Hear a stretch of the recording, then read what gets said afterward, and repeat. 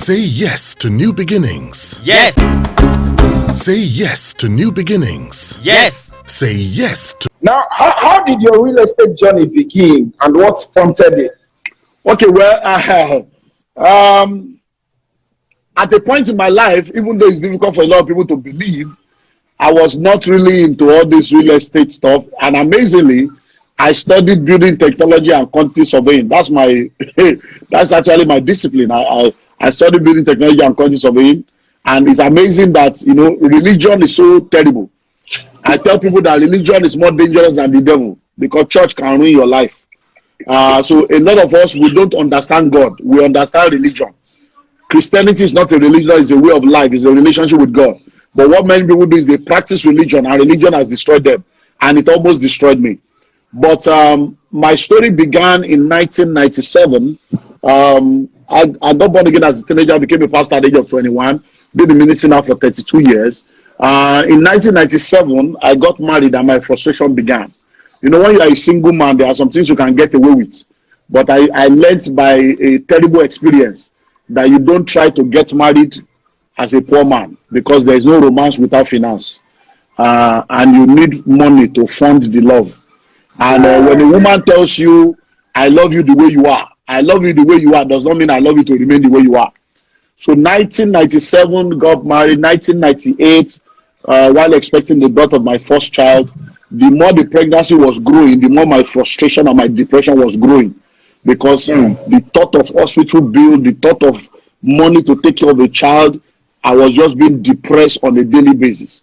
And as a result of the situation and circumstances surrounding that particular season of my life, I got angry and depressed, and I just went to God and said, God, I'm tired. Abba, what is all this? Is this the way life will continue?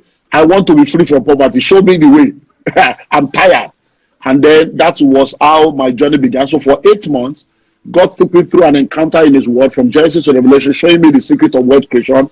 And I did a biographical studies, read over 800 books and biographies and research on the rich and wealthy people on all the continents of the earth. So for 8 months, I was in the school, what I call the school of money.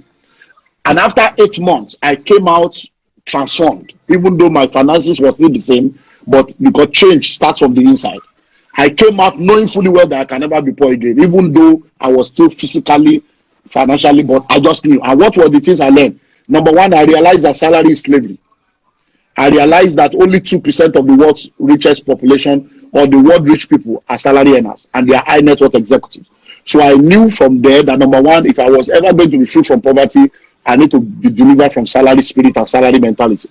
Number two, I realized that there was no rich man on earth, no rich family on earth that had only one source of income. So I knew that I had to break into multiple streams of income. Number three, I realized that every rich man on earth has real estate. Because real estate is the only vehicle of wealth creation that is also a vehicle of wealth retention.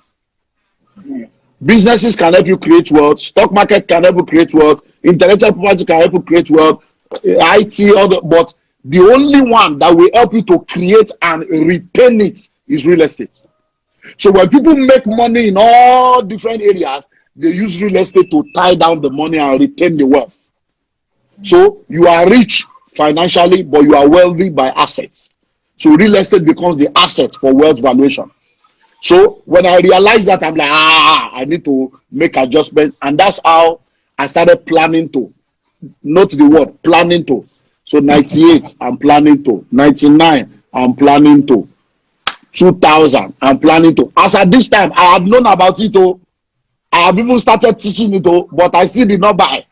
I was just telling people. But something happened in 1999 that culminated in an encounter in year 2000 that now led to my transformation in 2001. So let me give you the story. So 1999, by virtue of my talking to people, we need to do this, we'll buy shares, buy stock, invest, multiple streams, people started talking to me about land and real estate. So when they have opportunity, they'll call me.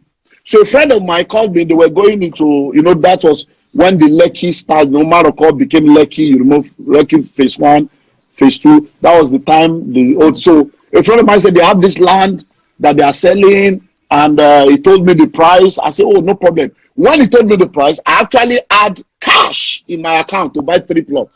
Cash to buy 3 plots. But you know this, oh, I will come and see you.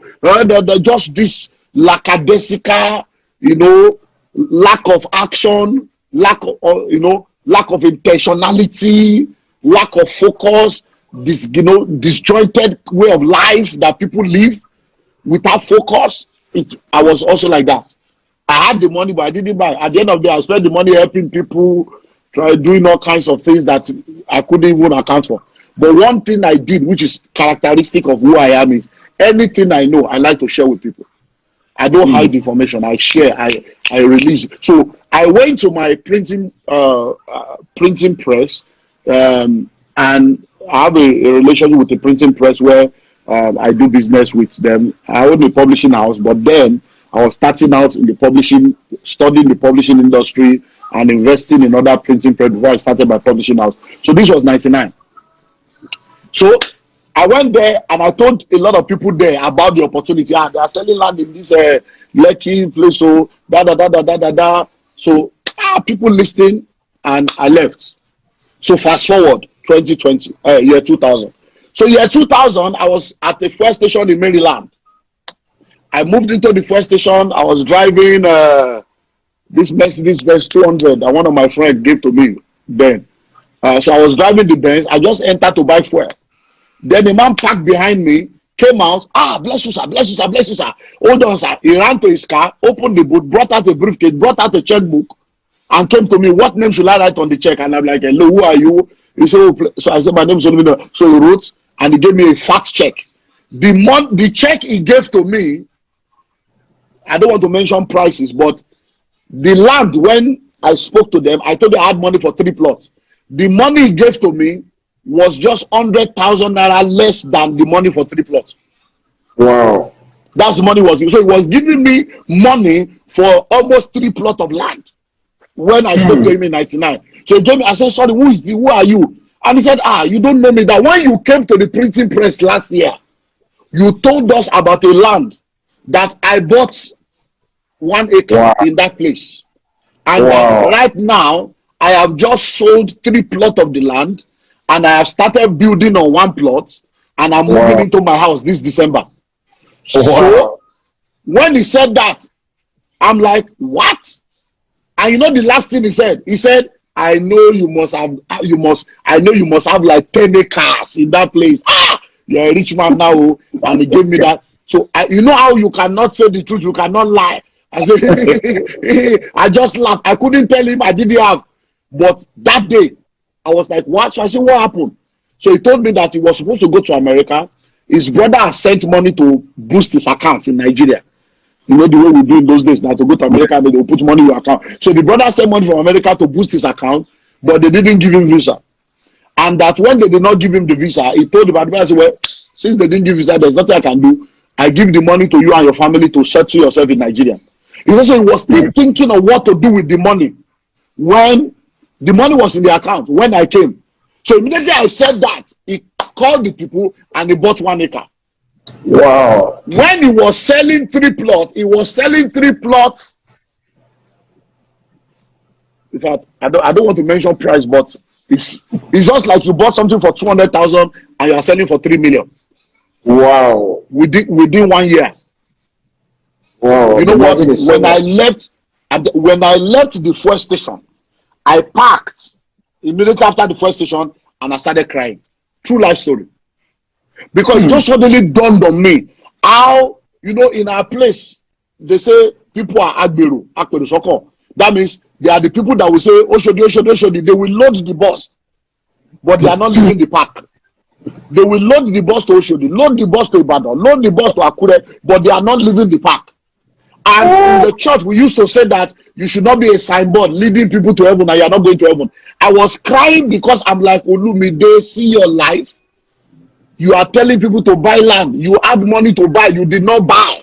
Now, somebody that's bought in less than 1 year, they are giving you money equivalent. The money for the 3 plot that you had in your account then. Can you tell me what you did with that money? I cried. Because I suddenly realized how your decision, your indecision, your procrastination can just mess you up. And in the church, they will say it's one altar of a father's house, it's one demon from the village. It's a lie. Most of what we call generational curse is generational ignorance, generational inactivity, generational choices. It's not a demon. So that was when I told myself, year 2000, never again. Never again. So I told myself, anytime I have opportunity to buy land, I will buy. So that year 2000, I bought my first land. That year, by 2001, I bought again. And then in 2001, I started seeing how that what I was going through is what a lot of people were going through. Number one, they are looking for genuine land. They are looking for affordable land. They are looking for somebody to help them, hold them by the hand. And that's how I started talking to people about land. I started connecting people with land until I now started my own real estate company, Common Sense Estate, which is now Common Sense Group. And so I went into real estate to help people own land. To help people. So the vision is to make genuine and affordable lands and houses available to Nigerians all over the world, both in Nigeria and in diaspora. And that's how I started. So I went into what we call educational marketing.